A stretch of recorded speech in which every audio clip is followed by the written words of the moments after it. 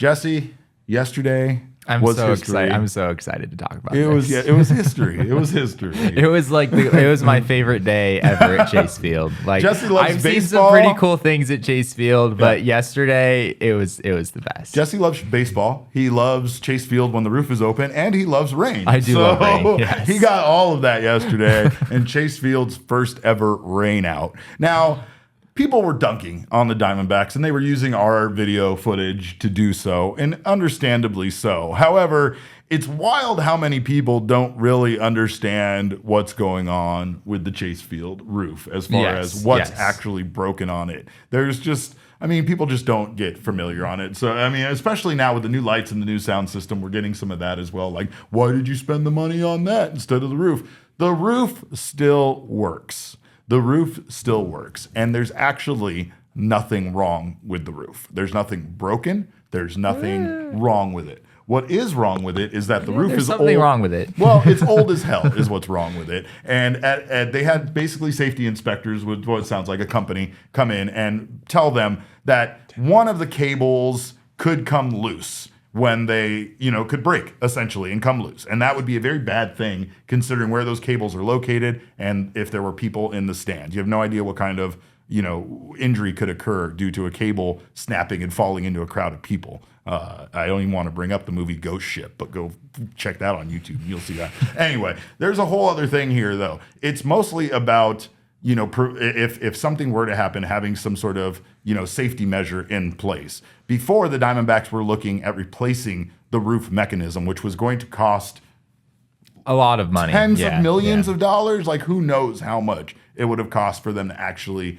redo the mechanism that opens and closes the roof, which, like I said, still works. The only problem is after they found out from the safety inspector that there's this problem that that could happen, they're completely liable.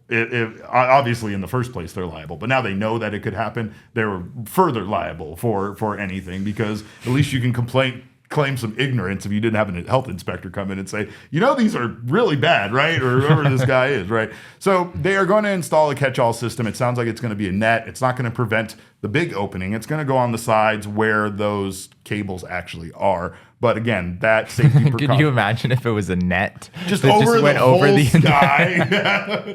Look, they put them down the first base lines and the third base lines. They're like, we're just putting nets everywhere. We're netting in the whole field. That's the way that this works here. Reminds me of the mock-up of when they were renovating Sun Devil Stadium, and they were like, by the way, we're going to put a giant sunshade over the whole thing. Yeah. You know how fast those wear out in the Arizona sun? That ain't going to last. But anyway, it sounds like that they found this too late, essentially, is what Derek Hall said when we spoke to him. And they found it too late in order for them to install it this offseason, so it has to wait till next. We will have the roof back open. Everything will be fine. But in the meantime, you're getting too bogged down in the details, really am. Derek.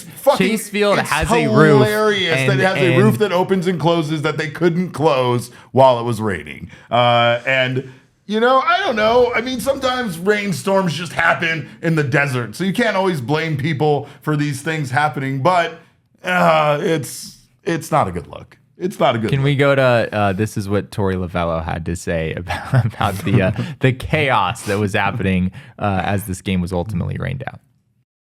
I quickly about-faced it, and I said, all starters off, and I was basically Batty and I were shouting out positions to the new players that were supposed to go in, and it was madness there in the dugout. And then the umpire, Rob Drake, came over and said, look, what do you think about the field? How does it hold up, and what do you want to do? At that point, I started to think about it on a different level. I don't know those answers. I don't know what that turf's going to feel like when it's soaking wet. I don't know what's going to happen to a field that doesn't get rained on. It just made sense for me to help make that decision and push it in the right area, right direction. That was to cancel the game. But I don't know. I don't know what it's going to be like. We should go out there and slide on the turf. Let's go. If you want to go right now, let's do it. All of us, let's go right now. I would have done it. I would have done it with him. You would have been so down. You would have been so down. I would die for that, man. I absolutely would die for that, man. But it sounds like chaos. It sounds like absolute chaos. Just shouting out, Melendez, yeah, everybody get in there. You guys out. Starters out. We can't have you guys getting hurt. It only rained for maybe maybe like 5 or 6 minutes. Like Really? this is not it poured. an extended. It did rain. Yeah, it rained pretty hard. And caused the fans to go running for their lives at Chase Field, for sure. Yes, they were running for their lives under the overhang. It was absolutely, I could not believe my eyes. It was hilarious. It was amazing. But yes, this is the first rain out in Chase Field in Diamondbacks Chase Field history. For those who weren't clear on that, Nick Picoro of the Arizona Republic. I need to find this real quick. He did discover that this was not the first rain out in Chase Field history. It was in Diamondbacks Chase Field history. It was a girls' basketball game, and it was correct. because the roof was closed, but there was a leak down the middle of it. Okay. So okay. it rained so hard that they couldn't continue play, because if you think a turf is slick, imagine a basketball court with rain leaking down on it. You can't get a drop of water on that stupid surface. This isn't talking about. This isn't talking about a leak in the roof. This is from Nick's story. He said there had been one previous weather-related incident at Chase Field in 2006. A women's basketball game between Arizona State and Texas Tech was called due to rain late in the second half. On that occasion, the roof wasn't able to be closed quickly enough before the court became dangerously wet. And with a basketball court, you can definitely understand. Like, that's a playing surface that very much is not supposed to get wet. My understanding was even when the roof was closed during that game, there was still like a lot of water coming in. But that also, also could be the case. Man, we have seen some leaking happening with the Chase Field roof over right the years. Down. Oh, it goes like from the pitcher mound right to home plate is where it goes when it leaks in the roof. Oh, man. Is this right up there with the rally baboon? I don't know. The rally baboon. That's a moment in time that you had to be here. Yeah, for. and that wasn't a real baboon. thing. Yeah, it No, wasn't. baboons were a real baboon. obviously in downtown Phoenix taking out Transformers. It was for as incredible as a moment as God, we that miss you, was. Pedro Gomez. Yes, shout out to the late Pedro Gomez for sure. But this moment was, I mean, this was hilarious. It was utter chaos inside the building. And yeah, I mean, if this had been a regular season game, I think the Diamondbacks and Guardians would have found a way to finish this one. Yeah. As I said, it only rained for maybe it was longer than 5 or 6 minutes, maybe it was 10 minutes, but it didn't rain for very long. The playing surface, as you heard Tori discuss there, like, they don't know a whole lot about what the surface is like when it gets wet, but it wasn't that much water. I think they could have continued this game. Tori talked about that after the game, that if this had been a real game, that they likely would have found a way to complete this. But I mean, this is an exhibition game. It just didn't make any sense for them to take any kind of risk whatsoever. And Tommy Henry had already gotten his work in, so that box was checked. Yeah, I think Bryce Jarvis was getting set to come in at that point. Yeah, you also have the and he fact was able that to pitch today, so that didn't matter. the Diamondbacks too were much. up 6-0 at that point. So I mean, what? Just call it. Let's call it. Let's wrap it up. Yeah. You did ask Tommy Henry though about the rain and about his complete game shutout. Yeah, let's roll that. Right, first rain out in Chase history. I don't know if that's, don't fact check me on that, but yeah, how wild that was wild. Yeah, I don't know. That was unexpected completely. It's a complete game shutout then, right? I mean, if you're gonna give it to me, I guess I'll take it. I don't think that counts, but sure, yeah, we'll take it. Look, if Mad Bum gets the 7-inning no-hitter, I was waiting for it. I was waiting for we're it. giving him this. Never We're giving mind him that this is an exhibition game. This should go in the record books as a complete This game is the same shutout. man that wouldn't leave an exhibition game today. The audacity to take this position. Tori also very much enjoyed the other improvements, though, even if it's not the roof. The improvements that have been made around Chase Field. Yeah. I know that the lights at Chase Field are so damn bright now, and bright. the music is so damn loud. The brightness is a good thing. The music, I'm not so sure. I'm curious what people think once they've attended a couple of games this year about. It's very loud. It's pretty ear piercing at moments, and honestly, I kind of felt that way last year too. Like the previous sound system might have had some issues, but Old man McGee loudness, over here. like the ability to turn up the volume, was not one of them. I think it was the imagine- inconsistencies that people complained about, though. Like, it could get really loud certain places, and it'd be really quiet in others. Yeah, that's fair. That's fair. That's fair. That is, yeah, and maybe that's better. I also have to wonder if having more people in the building would help. Just having a pretty empty stadium like we've had the last couple days certainly doesn't. I don't know. Doesn't help, today wasn't bad. The crowd actually came out today. I was kind of impressed with the support the team got today. So But it is very loud. But the lights are amazing. Everything's amazing. I even turned to Tori and I asked him if he saw the seawalled entrance, and we just both at the same time were like, "It's electric. It's electric. It's amazing." But here's Tori on the lights at Chase Field. Lights were great. I knew in BP when I went out there that it was a little bit different. I felt like we were on Broadway, and the lights were shining on every single one of us. So it's a great improvement.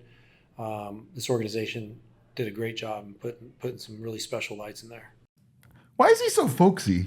Like, why is like he's just the best? He was it's like we're on Broadway. Like the lights were on all of us. That's exactly what it feels like. I mean, and they also installed the same lights from the field in the men's bathroom in the press lounge. So now when you come out of there, all the other lights look dim. I'm gonna have to wear sunglasses in the men's bathroom. Awful. It's like staring into these lights that I'm staring into right now that I shouldn't. I keep looking up into and keep blinding me, but. No, the lights and everything look great. Of course, I did want to answer that one question that a lot of people on Twitter do have about that. And that is, why did they spend money on lights and sound system and not fixing the roof? And essentially, at the end of the day, we're talking about a huge difference in cost between those things, not to mention the fact that based on what they were talking about in the past was tens of millions of dollars versus this much more affordable safety option that they were able to find that allows them to essentially keep the same system in place and not have to worry about the risk of danger with this stuff. So I also think it would have. I think I heard that it would take about 3 months in order to do the roof repair. That's what they said. And this off season, I mean, they almost literally didn't have 3 months because obviously they blast played a game. Hopefully they don't get to do 1st. it next off season either, right? Yeah, right? I mean, but it sounds like they're not planning to do it anyway because they have this new net system that they're going to use instead, which presumably doesn't take 3 months to install. So, correct. Hopefully next year we don't have to have the roof conversation. 3 months seems like it's never going to happen with the concerts and such that they have planned out there anyway. Yeah. So it doesn't seem like at times they would ever have the time to actually install a new mechanism versus like what you're saying, the safety feature. I don't know. I get it. Because the lights are great and the sound system is great and they're continuing to improve Chase Field even though they have no clue if they're going to stay there. And I think that's ultimately why we're seeing them. Like sometimes you're not going to completely renovate your home if you don't plan on staying there. You might just fix up some stuff so you can deal with it while you're there and that it's a little nicer while you live in it, but you're not going to, do some major renovations. And I think that's where the Diamondbacks are. Despite the agreement that they have with Maricopa County and everything that's kind of taken place, they still don't know if they're staying at that stadium. And I think at the end of the day, that's the reason why we're not going to see tens of millions of dollars spent on some sort of fix, right? Right. I feel like it was almost inevitable that we were going to have something like this happen at Chase Field because the weather forecast is not always completely accurate, right? I mean, the Diamondbacks for the last couple of seasons now have been deciding whether the roof was going to be open or closed before the game started. Correct. Knowing that once the game started, they didn't have the ability to close it. And so it felt like this was just going to happen at some point. Maybe it was, in my mind, I probably would have had it taking like a decade. But I would have thought it would have been more like the Haboob. Something like that kind of, because those windstorms can come out of nowhere, right? Yeah, and then they can be a nightmare. Whereas, but like you said, if a storm develops quickly and there are people in the building, there's nothing you can do about it. You think we get a Haboob during the actual season? If we do, we're winning the whole damn thing. There's zero visibility at Chase Field because of a dust storm happening. That'd be pretty rough.